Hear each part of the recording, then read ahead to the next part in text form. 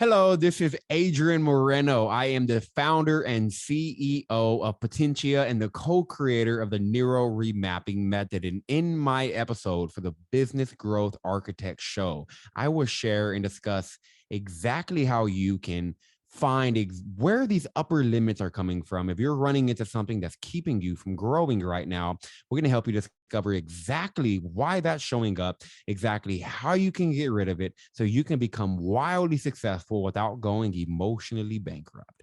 Hello, fabulous person. Beate Gillette here, the Growth Architect. Welcome back to the Business Growth Architect Show, where we bring you cutting-edge business strategies from some of the world's most successful entrepreneurs, business transformation experts, and visionaries who want to help you to scale your impact.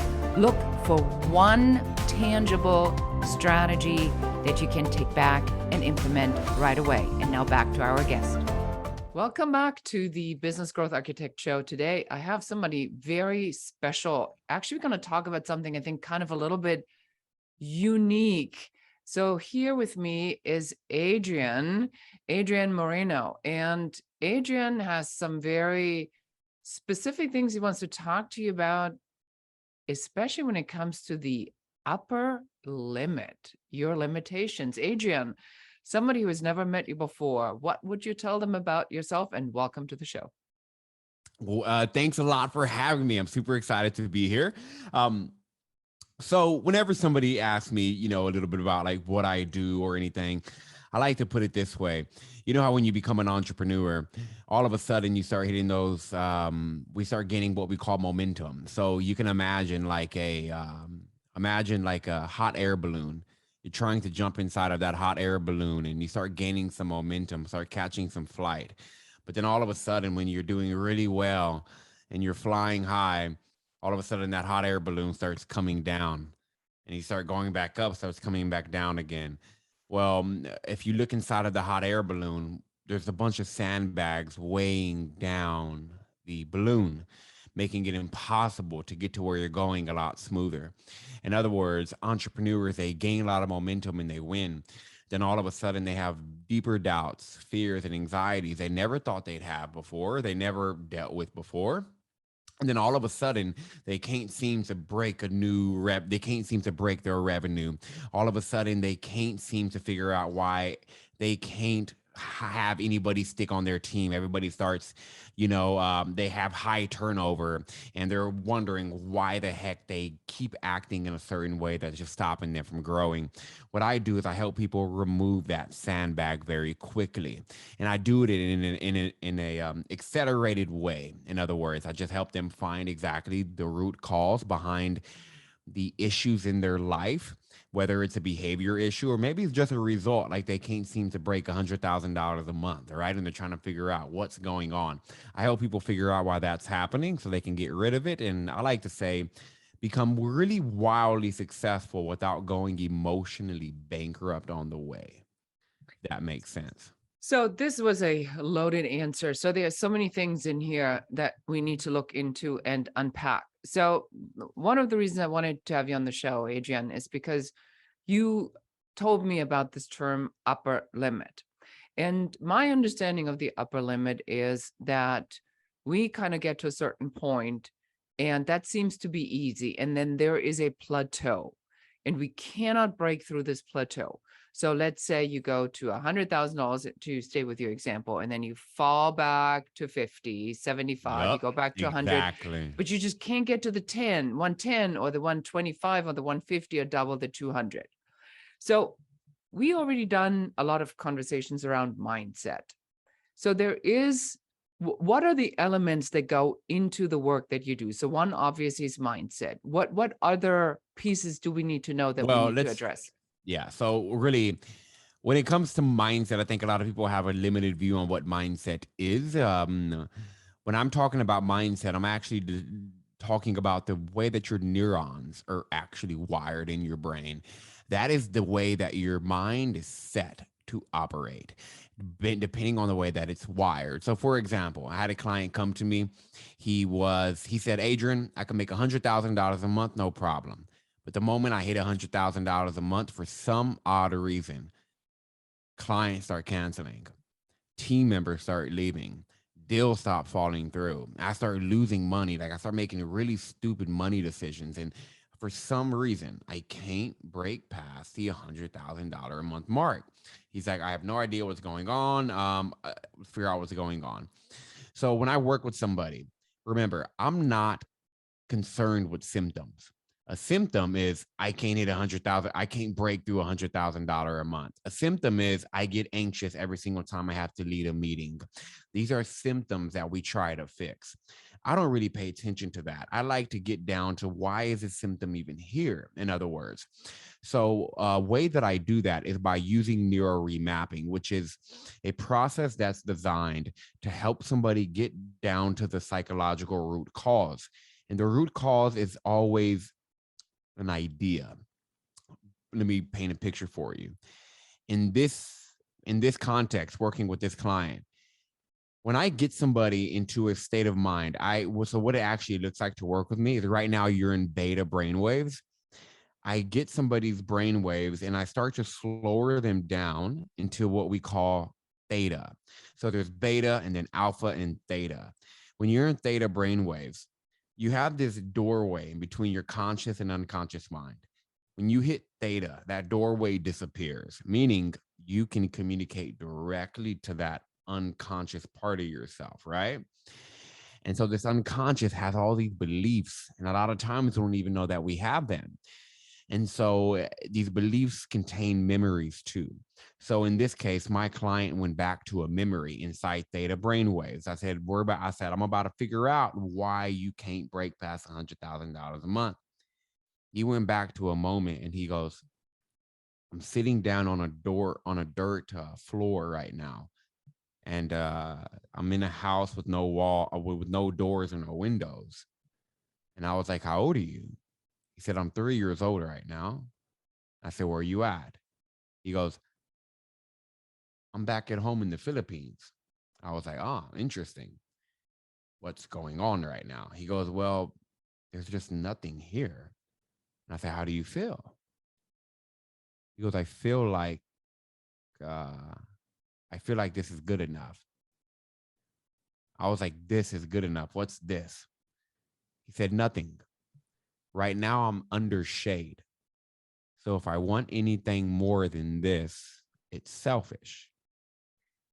In that moment, he made a decision to believe that wanting things more was selfish. And so here he was at 28 years old, making $1 million a year. The more and more money he made, the more and more guilty he felt because of that belief in his mind. So I helped him find that belief and we get rid of it, which I can talk about how to do too, but you get rid of the belief. And then all of a sudden, the results that you were getting just change. Because now this is reverse engineering at its finest. This is finding exactly what's going on, changing it so your results start to change. It's been maybe 4 or 5 months since I've done work with that client. He's hitting about $350,000 a month right now.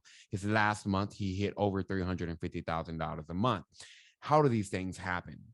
He didn't do anything different. He's still doing all the same things.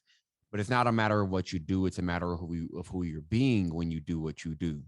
And so now who he's being is somebody who genuinely believes it's safe to go for everything that you want. When we installed that belief in his mind, it reorganized itself to start acting like it was okay to go for what he wanted. Then all of a sudden, the revenue ceiling became a memory and no longer an actual ceiling that's there. So when I work with somebody, what it entails is really just one thing. It's just, okay, you have this symptom. Talk to me about it for like 10, 15 minutes. I'm not a therapist. I don't like spend time talking about it. I'm like, okay, we know what's going on. Now let's get down to the subconscious root cause behind what's actually happening. So like I said, it's a very accelerated way that doesn't involve coaching. It's not about tactics. I don't talk about strategies with people. It's just, hey, you have the strategies and tactics, but do you have the emotional capacity to hold what those strategies and tactics are going to get you? Does that make sense? That makes great sense. So now what I want to do is I want to like yank this a little bit in the direction of strategy, of course, because it is a show on Yes. strategy. So now that we talk about really liberating our subconscious belief system through a technique that you're using to help people to free themselves from their own limiting beliefs, and not the limiting beliefs that your mommy said she didn't love you. I mean, that could be one of the things, Oh but yeah, that could definitely be one of them. Yep. but things that we oftentimes are completely unaware of. Mhm. So how does this fit into an entrepreneur, business owner, founder who is listening to the show, expecting a topic on strategy? Where's the strategy in this? And for those of you who can't see him, he's laughing right now.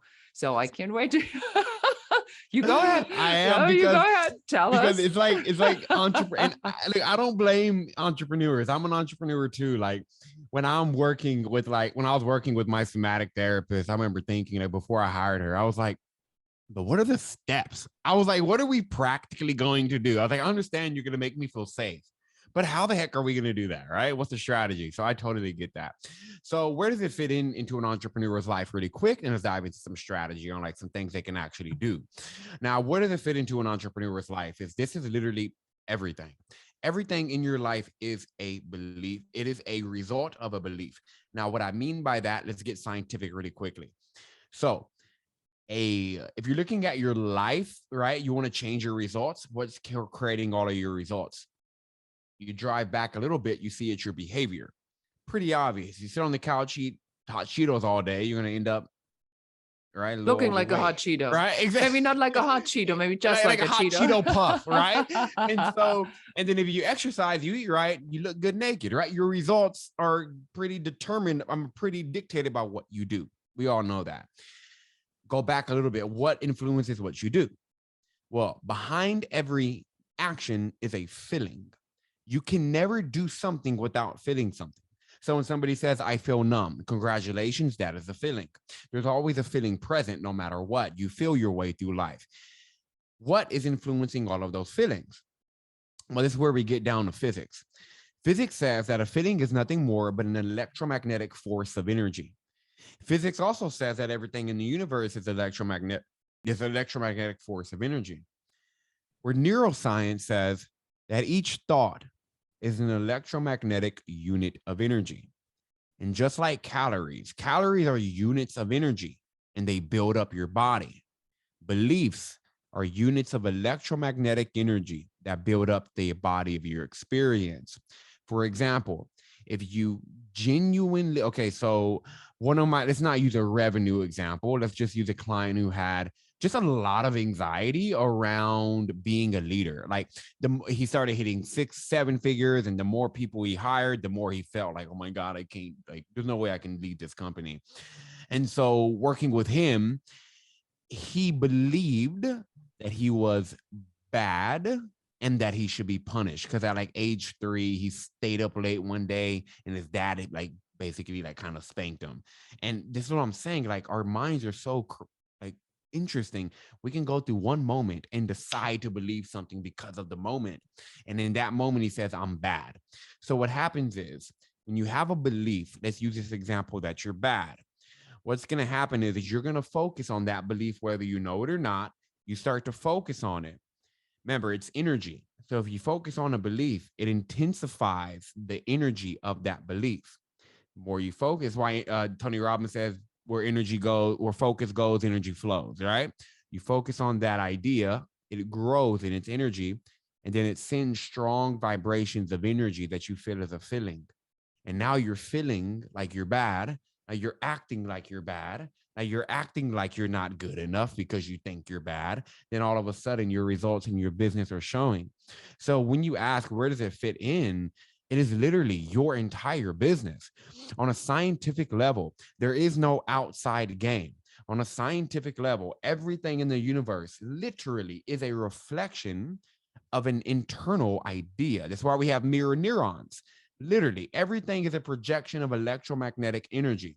So with each thought you think, you manipulate your physical environment. And this is not just spirituality there. Go pick up a modern physics book and you're going to see really quickly, oh, dang, our thoughts really do manipulate our physical environment. So there is no, I like to say the inside is the outside. The only way out is in. It's in and through. So if you're not happy with what's going on in your business right now, or maybe you're just not happy with how you're feeling, this is going to allow you, this is a scientific approach to getting what you want. Does that make sense? I love that. So I'm going to throw you a little bit of a curveball here. Please. So let's say we are talking to somebody who says, yes, but I am the result of the circumstances of my life. I now I've had a tough upbringing. My dad left, single mom. I hung out with a couple of the wrong people. I'm just not in the same position as the guy who grew up in Beverly Hills and had parents who were able to afford everything for them. So you are wrong, Adrian, because they are pre-programmed to be more successful because they're around successful parents, so they have an advantage. I, however, who did not have that, obviously you must see that I'm in a disadvantage. And so how do we explain this concept to someone who has an inherent sense of that there are other who are more privileged and therefore more prone to be successful, but I am not? How do we get this out of them? That is a wonderful question. I mean, I cannot believe out of all the podcasts I've been on, nobody's asked me that. That is such a good question. So first off, I am not here to belittle anybody's past experiences. Your experiences are very valid. You went through what you went through. I'm not saying you didn't. And number two, let me just be very blunt here. What I would say is, well, have you seen somebody who was broke, who made it into something? Absolutely. The moment they answer that, that just shuts down everything they just told me. Because I'm like, well, apparently it's possible. So like what you're throwing at me is just limitations, which I appreciate. I appreciate them. I don't buy into them, because my value is not by buying into people's limitations. My value is by challenging them and showing them that it is a limitation. So that will be number one. I'm like, well, go look around. You've seen it done. Great. Oprah did it. Yeah, Oprah did it, right? And she was like extremely disadvantaged. But it's also like, I do believe privilege is a thing. Like, I'm not gonna like just ignore the fact that, hey, you're born in a certain area, you have better chances at getting certain things. Absolutely. But that question is based off of the belief that you are bound by past experiences. If somebody were to ask me that, it's because they genuinely believe that they're bound by past experiences. In other words, the past is why I am the way I am today. Well, let's put it this way. There's two monks. They're walking down this path and they see this beautiful woman who says, I need to get on the other side of the path, but I have this white dress and I can't get it dirty. And so one of the monks says, I'll pick you up and I'll carry you to the other side. He picks her up, carries her to the side. Him and the other monk, they continue walking. 5 hours down the line. The other monk just says, I can't believe you picked her up. We're not supposed to touch women. You picked her up. Why did you do that? The other monk stops and he goes, I put her down 5 hours ago. Have you been carrying her all of this time? In other words, we're carrying ideas from yesterday, acting like they are in today. You are not responsible for how you were programmed growing up, but you are responsible for changing your programs right now. I came from a place of, like, again, no money, nothing like that, no advantages, did not know anybody, but I changed the idea that I could do something. It just came down to changing a belief about myself. And so regardless of where you're starting out at, if you're listening to this podcast, it's because you genuinely believe that you can control and you can create what you want, or else you wouldn't even be tuning into this podcast, right? And so, that's what I'd give them. It's just kind of just be very blunt with it and give them what they need to hear, maybe not what they want to hear, but what you need to hear is that you are responsible for the results you're creating in your life right now, not your past. And if you genuinely believe that your past is responsible for it, then it will always seem that way, because beliefs do become real for the one who holds them. I really think this was a very important message, which is why I wanted to dive into this a little Yes, I'm bit. so happy you asked me that. Oh my gosh. Because I think, Adrian, it comes down to exactly what you said. If you know somebody who's done it, it must be possible. If it is possible, it must be possible for you. Then the question Yes, is, what are you going to do to make it happen? So, exactly. and so if we reverse engineer this, and the other part about this is that I want to add as well is sometimes the hard path. I call this the activation. I'll call this God's activation. So if you have gone through these really hard trial and tribulations, oftentimes the activation process is designed for you to have greater compassion, empathy, and understanding of where the people that you are taking on your journey are at, so you can help them even more. And so if you liberate yourself, and if we help people to liberate themselves from this belief system, then they should be able to be limitless. So let's talk about this here for a second. So your favorite strategy, how do you go in and help someone? What is the strategy that you use, your favorite strategy, to get people really most often out of their own way? Absolutely. Yes. Wonderful question. So there's a couple of parts to this. Now, I'm going to break down some practical things that your audience can start doing today. Now, in terms of like a strategy that I use, it is a process I created called Neuro Remapping. But I'm going to break down how you can take Neuro Remapping, and because like in order to like actually go through it, like I have to work with somebody. But you can take from Neuro Remapping and start doing this work yourself. You do not need to hire me, or I'm the only one who does this kind of the Neuro Remapping, but there's other people who do change work in the brain, right? You don't need to go hire them. There are things you can do yourself.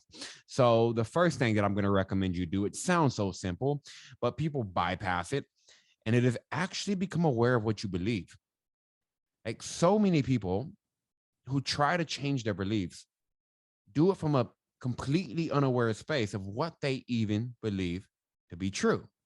For the longest, I believed that I did not deserve love, but I not once focused on that belief, because in my mind, I was like, no, I don't believe that to be true.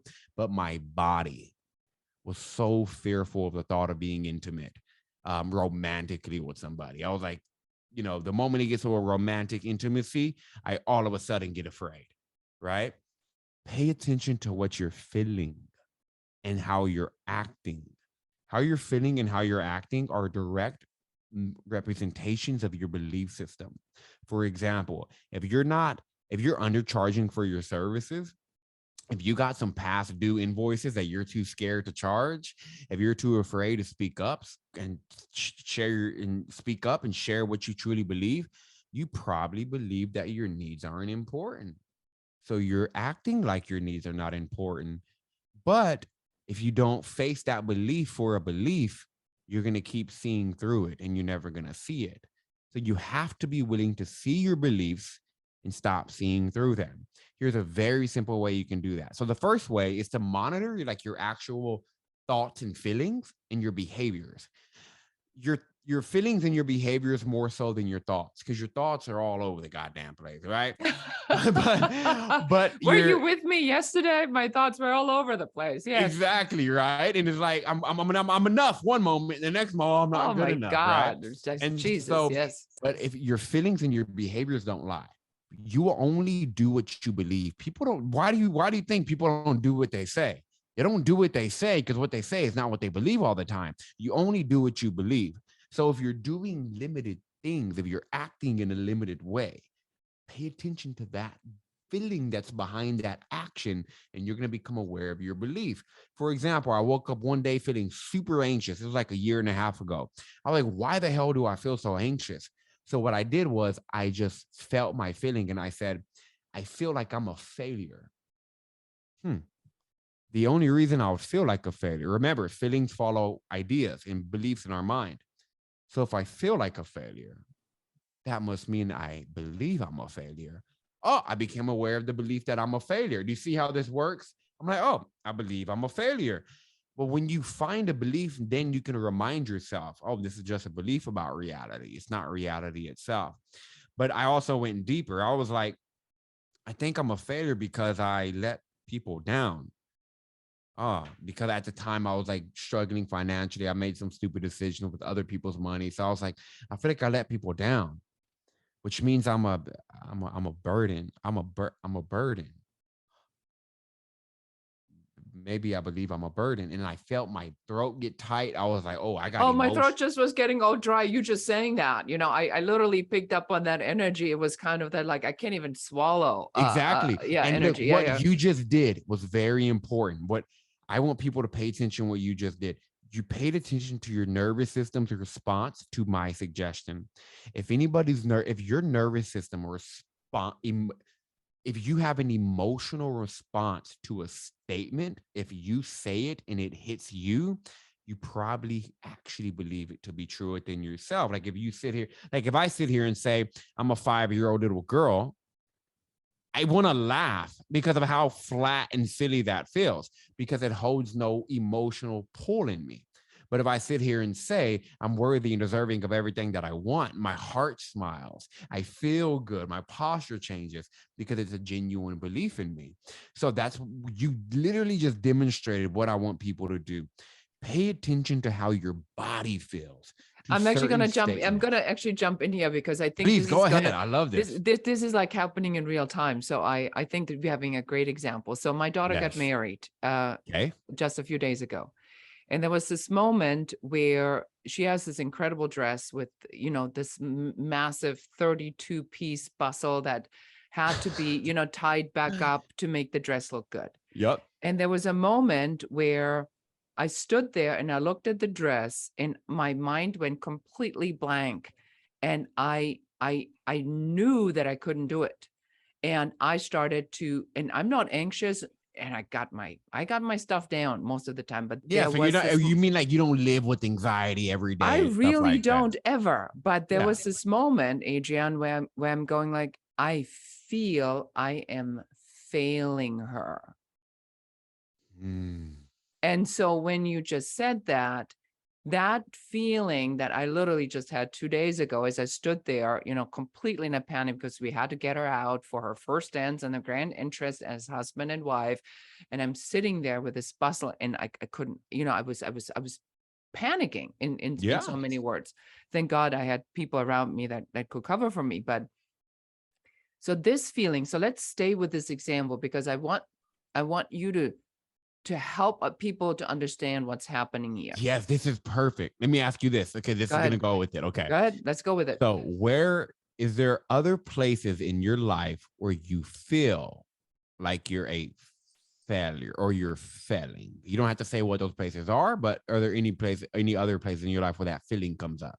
It was definitely the memory of my childhood where I was told that I am not good and that I failed at school and failed at this and failed at that. I mean, I have lots of excellent failures in my life.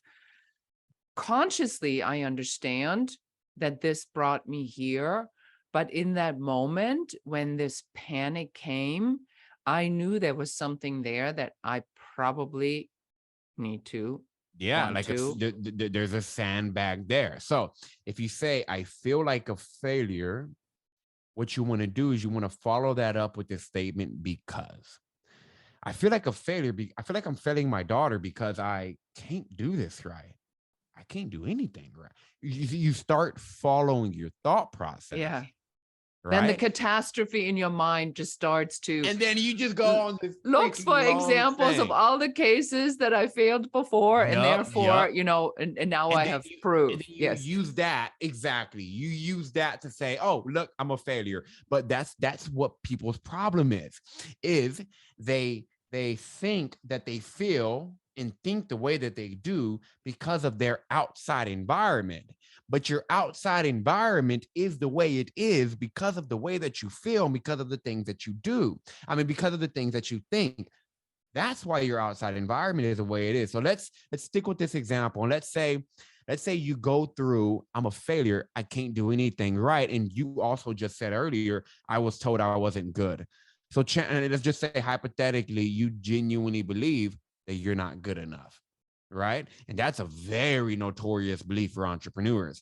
Now, when I say this, most people, they logically, they're like, I am good enough. What do you right? But what I'm paying, but what I want them is emotions are not logical. Pay attention to how you feel. If you say, "Oh, I'm not good enough," and you feel it, if you feel congruent with that statement, there's no shame. Understand that that's a belief about reality, but it's not reality. This moves me on to step 2. So once you become aware of the belief, right, through this process, or the second way you can become aware of beliefs is by literally just getting a piece of pen and paper and answering these 3 questions. What do I believe to be true about myself? What do I believe to be true about life? And what do I believe to be true about others?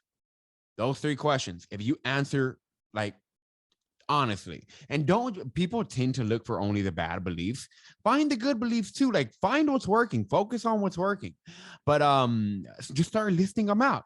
I believe blank to be true. I believe blank to be true. I believe that I have to chase clients.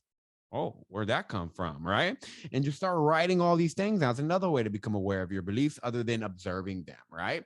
And then, of course, hiring me, I help you become aware of them really quickly. Right. But anyways, No, so that, we will talk about yeah. this in a minute. So let's just take a quick break and we will be right back. Thank you. Thank you for being here. Thank you for investing in yourself. Thank you for taking the time to learn the strategies that will help you to grow your authority and scale your impact. I am Beate Gillette. I am the Growth Architect. And just because you're here and you're listening to the show, I have 2 things that I would like to give you. Number 1, for the subscribers to our podcast, we have exclusive bonus content that you can pick up at beategillette.com/bonus. And my second gift to you is a piece from our 5-Star Success Blueprint, our method where we help business owners just like you, experts in their industry, to grow, build, and scale their business to multiple 6 figures, 7 figures, and beyond. And this particular piece is called the Airtight Avatar, and that is our action guide that will help you to identify who your ideal client is in only 15 minutes. You can pick it up at airtightavatar.com. Thank you so much for listening, and now let's get back to the show. And welcome back. I'm here with Adrian Moreno, and we're talking about upper limits, limiting belief systems. And we just had a fascinating occurrence where Adrian shared something that I had a physical reaction to, and we dove right in. So I want you to really pay attention to the energetic connection that even you as a listener are having to an interview. You're not here with us, and yet you are here with us because there's a resonance in the body. So Adrian, personal question for you. What is it about for you? Why do you do what you do? I'm a storyteller. So when I was 4 years old, my mom woke me up in the middle of the night around like 1 a.m. And she said, Adrian, I need you to get your shoes on, get your clothes on, and pack your bag with your favorite toys because we got to go. Remember, it was like 1 o'clock in the morning. And I'm confused. My brother's 5 years old. She dresses him. She dresses me up. She carries us out. She puts us in the car, and then we start driving down. We had a long driveway. We're going down this long driveway, headlights off, pitch black, middle of the night. I'm like, she drives us to our grandma's house. We pull up to my grandma's. I'm like, okay, this is even more weird. Like, what are we doing at grandma's at 1 o'clock in the morning? She takes us inside. She lays me and my brother down on the couch. We're laying there. I'm looking up. And all of a sudden, I see headlights go through. By the way, my mom, my grandma, my aunt, who lived with my grandma at the time, they all went to the back room and they were like having an adult conversation. The lights shine through. I get up. I walk up to the door out of curiosity to see who it is. I'm in my little Power Ranger underwear looking out the door, and I see my dad's truck. And I'm like, I get excited. Dad's here, right? Favorite man in the world. It's my Hulk, right? Dad pulls up. I'm excited. But instead of my grandma, my aunt, my mom welcoming him in, my aunt, my grandma, my mom come running out, and my aunt, she runs outside and she starts cussing at my dad. She starts saying, "Get the fuck out of here. You don't like, what are you doing here, you piece of shit?" And I'm sitting there at 4 years old, clueless to what the hell's going on. And I'm like, why are you talking to my dad like this? Why is my dad look sad? And then in this moment, something changed forever. In this moment, I looked out of the front window and I saw my dad, the strongest man in the world at that time, drop to his knees, screamed at the top of his lungs. And he said, Adrian, and he said, Nancy, please don't leave me. And please don't take my boys away from me. When he said that in that moment, remember I talked about how we make decisions about what's true and what's not true. In that moment, my little 4-year-old mind did the best that it could, and it made a decision. And that decision was, mom and dad are breaking up, which means I am not safe anymore. This belief that I wasn't safe became something for me. And then I grew up with so much anxiety and fear of being myself. You ever been scared to be yourself, like around people? I felt so scared of being myself. I felt so scared of being able to just be, to the point where I became an entrepreneur and this anxiety amplified. Then I found myself making $500,000, but losing all of it because I did not feel safe in my nervous system. And that is when I decided to actually dive into understanding the way that we can change our thoughts, feelings, and actions. And at that point, I was able to remind myself in my nervous system that I was safe. And that's why I do what I do, because there's so much entrepreneurs who genuinely do not feel safe in their nervous systems. They're doing what they're doing because they're hoping it brings them love. They're doing what they're doing because they're hoping it brings them some significance. They're hoping it makes them feel safe. But the reality is they're emotionally bankrupt. And helping people feel safe is, if you feel safe in your nervous system, you make bigger decisions, you take bigger risks, you go out there, you make shit happen because you feel safe. Elon Musk built Tesla because he realized he can live off of $1 a day. In college, you did an experiment. If I can live off of $1 a day, I can go balls to the wall, taking the biggest risk ever in my business to grow, because I can still live off of $1 a day. When he proved that he could live off of $1 a day, he felt safe enough to go for one of the biggest things that literally disrupted the world. And first PayPal, which disrupted the banking system, and then Tesla, which, as we know, is disrupting cars, and now SpaceX, which is disrupting the way that we think about space travel, all because he feels safe enough to do so. So that's why I do what I do. Really is really, really, really powerful. Thank you so much for sharing that. I had this vision of this young boy, this cute little tidy whitey underwear or superhero underwear, standing there barefoot and experiencing something so dramatic that clearly, you can't understand at this time, and you're making up the story around it to comprehend and cope with it. So I want to wrap this up now and really just reiterate that what we talked about today is a absolutely critical element of entrepreneurship, business ownership, and success in life. Everybody has a story that prohibits him or her or them from making the amount of money that they say they deserve, that they say that they should have, that they say should be theirs. But deep down, if you don't believe that this is yours, then there's nobody there who's going to convince you otherwise, except maybe Adrian. But tell us then, for somebody who listened to this and said, I must know where to find this man, I need his help, where should we send them, Adrian? Yes, for sure. So I'd actually like to give them a gift, which would be the best place to send them. And then this gift will validate everything I talked about today. And then from there, they can choose whether they want to go deeper or not. But I believe that experience is the best way to change, right? So what I did was I created an experience. So what I do, like I talked a lot about today, finding the root cause and breaking through it. If right now you're running into a upper limit. In other words, whether you're running into a revenue ceiling, whether you are just constantly sabotaging your success and you can't figure out why, or maybe you just feel incongruent right now. I created a process called the Rapid Rewire Experience, which is going to do everything I talked about today in terms of helping you pinpoint a belief and then do the work to rewire your neural pathways around that belief for good.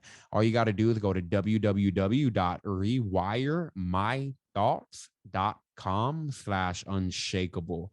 www.rewiremythoughts.com/unshakable. I'm sure that'll be in the show notes below. Yes. But if you go directly to that, yes, you got to give me your information. But the moment you give me your information, check your email, and there's going to be an experience for you to go through, and you'll be able to experience that. And from there, you will have validation for everything I shared about today, and the fact that this stuff is real and it's not a joke, and it's very, very profound for anybody who experiences it. So when they go through there, they'll get all my socials and all that through email. I'll be emailing them like, hey, follow me here, but just to make it simple for them. Wonderful. Well, thank you so much for doing that. So to sum it up, I do believe that what we talked about today is probably one of the problems that I run in most often in my business consulting. A lot of us do. I do too. Yeah, where we have to be really aware of it. I always say you invest time or money. You just have to decide which is more valuable to you. In my world, time is a luxury that I don't get more of. So I'd rather pay some money to save time versus trying to spend years and years and years and years to figure this out. I hear your results are phenomenal and very, very, very quickly in a very short amount of time. So definitely worth it. So go ahead and check out Adrian. Thank you so much for being here today. It was an absolute pleasure to talk to you. Thank you for having me. And that's it for today. Thank you so much for listening or watching the Business Growth Architect Show. This is your host, Beate Chalette, and goodbye. And that's it for us today. Thank you for listening and watching the Business Growth Architect Show. I enjoyed having you here. And for accountability, just take one of the strategies that you have heard, one thing that you can implement in your business immediately. Please leave comments. Don't forget to like and share this show. And if you have any questions about business, please put them in the comments. We are here for you. We're here to support you and help you to grow, build, and scale your own business. For more advice, please check out our website in the show notes below. Thank you again. This is Beate Chalette, the Growth Architect, and goodbye.